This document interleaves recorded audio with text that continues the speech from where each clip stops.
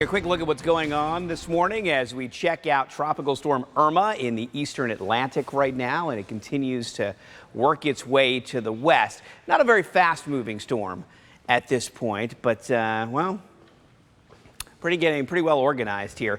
Spaghetti models are pretty split on where this storm is going right now. The H-Wharf is a very specific tropical model. That one has it going up to the north here, but there's several models that have it traveling down to the southwest a bit and over toward the Leeward Islands and Puerto Rico and Hispaniola about a week from today. So this is certainly a storm we're going to watch carefully, but right now it's very, very far away from us and a lot can happen. Winds at 50 miles per hour, moving west at 13, and here you see a little nudge to the northwest, possibly becoming a Category 1 hurricane as early as Friday morning.